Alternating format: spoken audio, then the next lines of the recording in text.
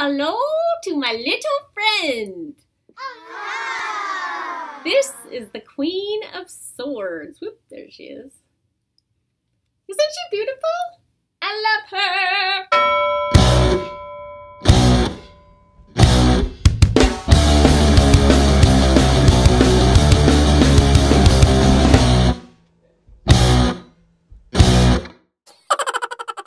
Hi, welcome to Kick-Ass Switch, putting the K in magic. I'm Joanna DeVoe, and you are watching a video about air and the mind and the suit of swords and the tarot. If you do not know the tarot, if you're not familiar with the tarot or tarot, however you want to say it, it is divided up into 4 suits. One of the suits is the suit of swords, which represents the air element, which represents the mind. And I think that the mind is a very valuable, obviously, part of being a human. It is an intrinsic part to creating magic. In my opinion, it is the first step in creating magic. We use our imaginations, we use our powers of visualization to set an intention for what it is we want to manifest. So I am always a little baffled when I see people vilifying the mind or saying that we need to bypass the mind. And you may have noticed that this year I have been a little bit extra feisty, poking holes in popular dogma, and I don't know, just analyzing things and thinking about things and pulling them apart and reimagining them and looking at things from a new perspective, which is something that I just tend to do anyway. It's a very airy thing to do. I am an airy Libra, and I just want to give some love today to my fellow Librans and Geminis and Aquariuses. What is the plural of Aquarius? Aquarians, I see why they put that in there. But today I really wanted to talk about air signs briefly and tell you to follow the links down below to check out a guest post I wrote called In Defense of Athena and the Women Who Love Her. When I think of Athena, I think of the Queen of Swords.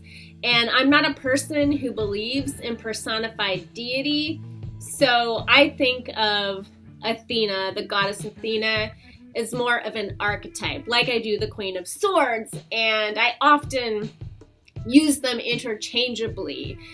And I think that both represent truth, justice, liberty, the intellect, the mind, and the beauty in that.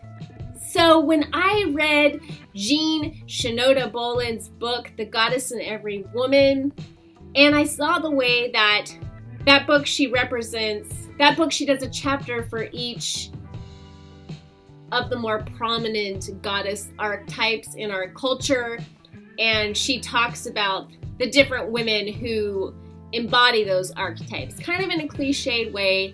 And there's a chapter on Athena, and when I saw the way that Athena is being represented by this super intelligent woman who's passionate about women's rights and women's issues, I was kind of shocked to see that she was further perpetuating the myths of patriarchy and saying that Athena is a goddess who betrayed her own gender in favor of the patriarchy. And the feeling that I get, and maybe this is just because I relate to Athena and I was feeling very defensive about this, but I got the feeling that she does not like Athena women because she does not understand Athena women. And she even gave like a visual portrait of who this woman is, saying that she's typically very preppy and conservative in the way she presents herself. And she's Republican, so apparently the Athena woman has a political party, you know, and that she would be like pro-life instead of pro-choice, and she would be anti-women's rights. And I was just like, why is this here? I mean, it seems like you don't see the value in being an Athena woman. And so I kind of wanted to challenge that and say, I think that it's time that we rewrite some of these myths, and that a goddess, I don't believe, would act that way.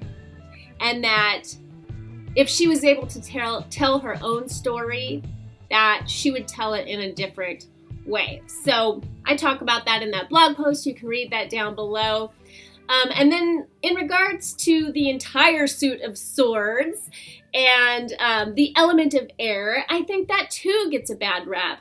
There is a tarot teacher who I really love, who a few years back did a video in which she was kind of saying, you know, I hate to burst everybody's bubble, but the suit of swords is negative.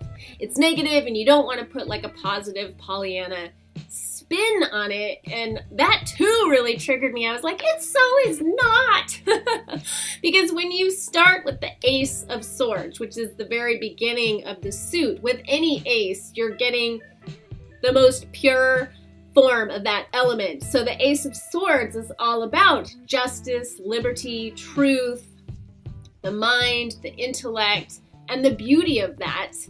And then as you move through the suit of swords into the 8s and 9s and 10s, things do start to get a little bit tricky, because if you spend too much time up in your head, if you are too airy, if you have too much air going on, that's when the shadow aspects come out. And there are shadow aspects to every element, to every suit.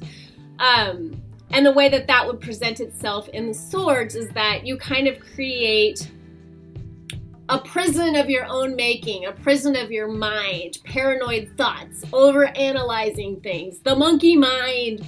But the beauty of the suit of swords, I don't think it's a negative message that these cards are giving.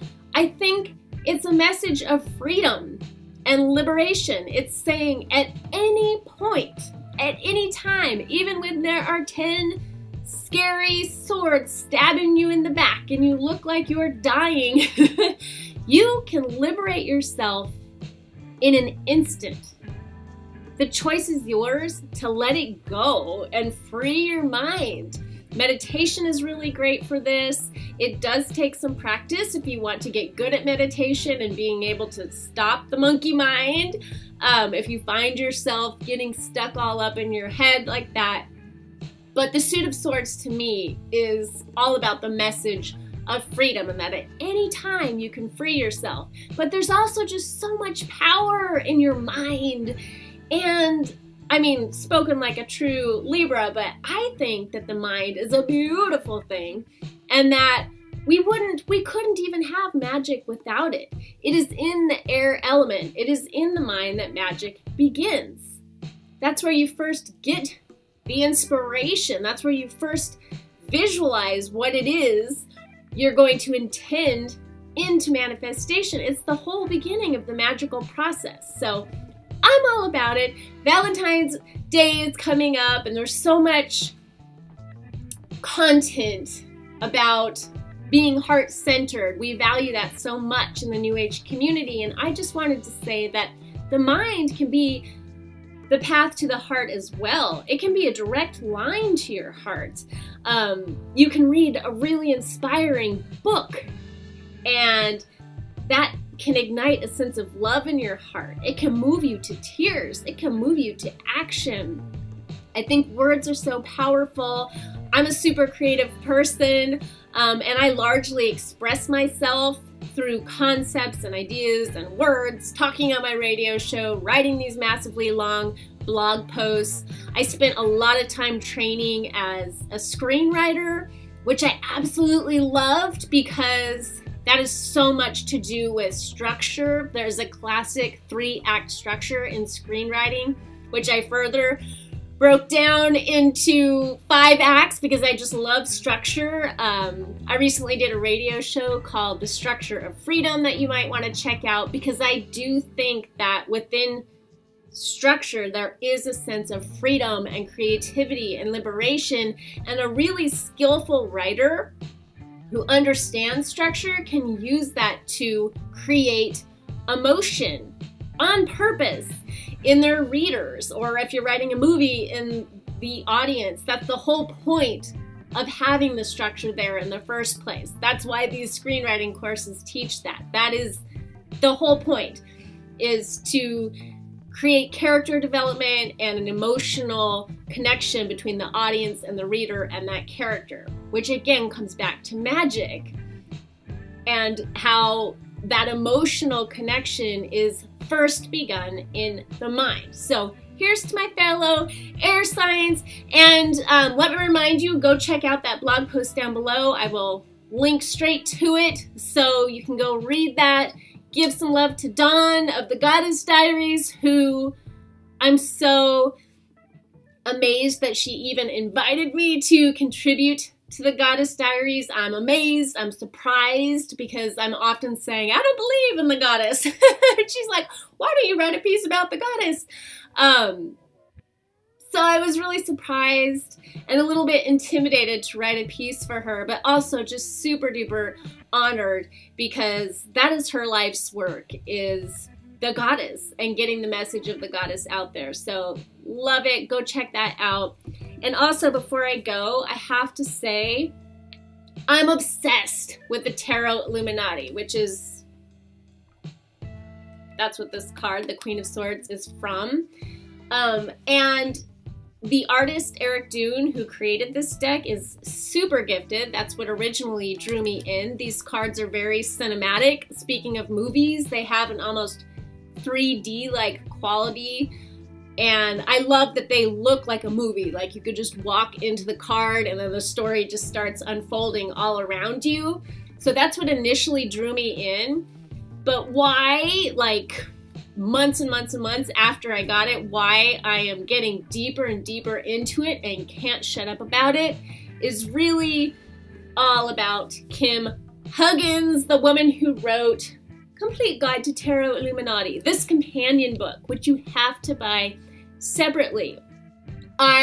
Because I'm in a defensive mood today and I want to defend the things I love and the mind in particular, I've seen a couple negative reviews of this book and saying like, oh ho ho, isn't that a clever marketing scheme, selling a book that you have to buy separately from the card deck? And I think, yes, I see how you could think that. If you've never read the book, but if you've never read the book, what are you doing writing a review? You have no business writing those reviews if you haven't read the book, and I don't believe you've read the book if that's what you have to say about it, because this book really does stand on its own. Kim Huggins has a beautiful mind. She is so wise, and what she has to say about each card has taken my understanding of it that much deeper. She ties in these really cool legends and myths from the past, all kinds of interesting little historical facts that just make it so fascinating. When you first get the Tarot Illuminati deck, you can buy it in a kit, which comes with the book that Kim Huggins also wrote and is very, very good.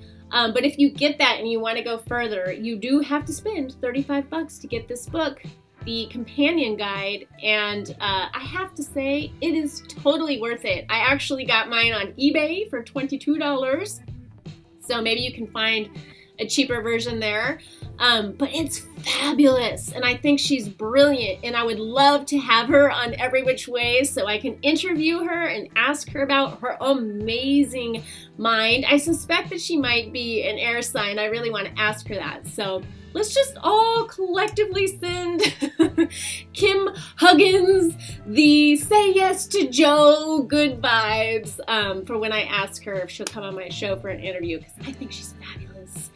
And until we meet again, I hope you have a really happy, loving Valentine's Day. I will be back here next week talking at y'all. Till then, much love. Peace.